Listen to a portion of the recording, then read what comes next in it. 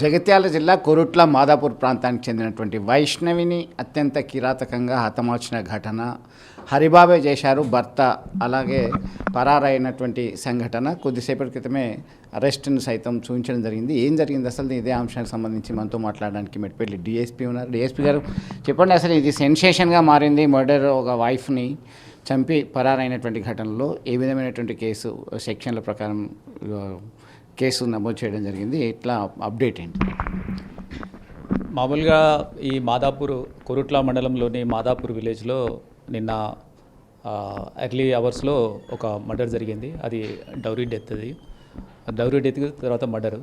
So అంతకుముందు 10 months back ఈ అమ్మాయి వైష్ణవి అనే అమ్మాయికి హరిబాబు అనే అతనితో మ్యారేజ్ జరుగుతుంది. వాళ్ళు లవ్ మ్యారేజ్ చేసుకుంటారు.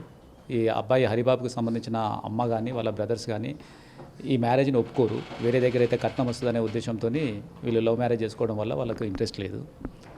అందులో భాగంగా వాళ్ళు చాలాసార్లు అమ్మాయిని కట్నం తీసుకురావాలని అట్లా వేధించిన సంఘటనలు ఉన్నాయి.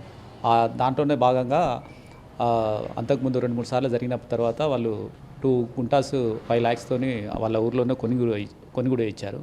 ఆ తర్వాత కూడా ఇంకా అప్పులు ఉన్నాయి, ఇంకొక 5 lakhs కావాలని వాళ్ళు వేధించడం జరిగింది.